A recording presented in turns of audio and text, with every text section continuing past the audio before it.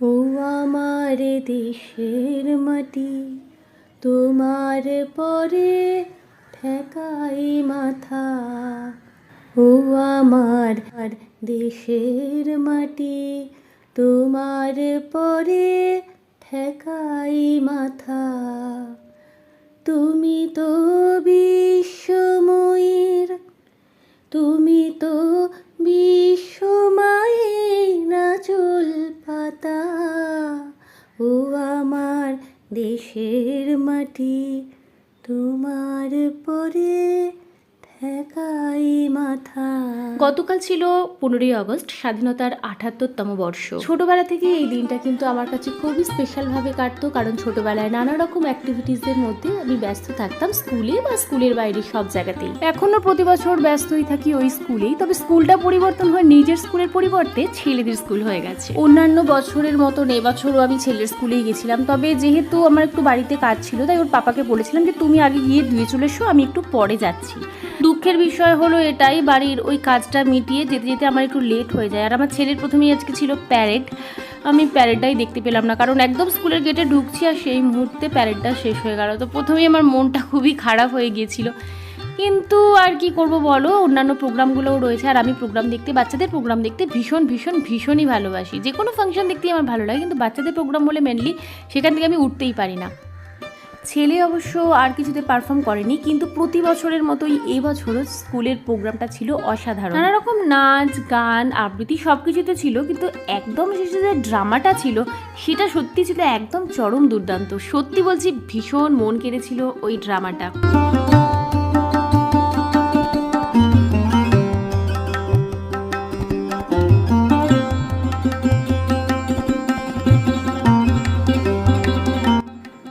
ওই দিনই ছেলের আরও একটা প্রোগ্রাম ছিল, সেটা হচ্ছে যে ওদের সুইমিং পুলে সুইমিং কম্পিটিশন।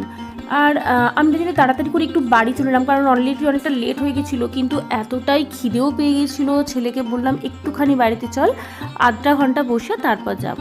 তো বাড়িতে এসে আধ ঘন্টা রেস্ট নিয়ে আবার চলে গেছিলাম সুইমিং পুলে। আর এখন দেখো, সুইমিং পুলে যখন আমার ছেলে ভর্তি হয় তখন কিন্তু এতটাও ভিড় ছিল না। এখন সুইমিং পুলে বাচ্চার পরিমাণটা শুধু দেখো। আগে আমার দু ছেলেই কিন্তু সুইমিং করতো, আর বড় ছেলে এখন আর করে না, এখন শুধু ছোট ছেলেই করে। বছরে যেমন একবার করে এখানে সুইমিং কম্পিটিশন হয়, সেই সঙ্গে কিন্তু আরও নানা রকম প্রোগ্রাম থাকে। এখানে থাকে রক্তদান শিবির, এরপর থাকে ড্রয়িং কম্পিটিশান, বা গার্জেনদের জন্যও কিছু খেলার ব্যবস্থা থাকে। এছাড়াও কিন্তু ফাংশানও হয়, আর রাত্রিবেলা খাওয়া দাওয়ানেরও ব্যবস্থা আছে।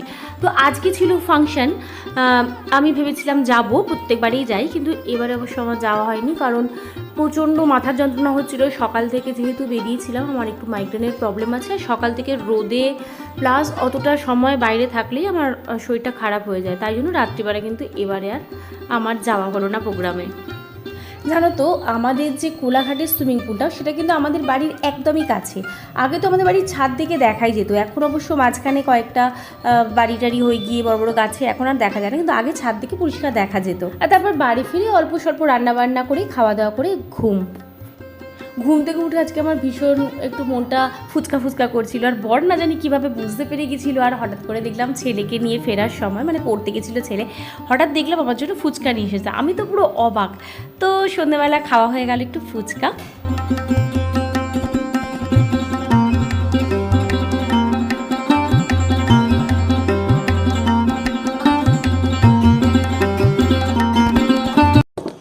খাওয়া দাওয়া কমপ্লিট, এবার আমি যাব ঘুমোতে। তো এভাবেই আমি এবারের স্বাধীনতা দিবসটা কাটিয়েছি।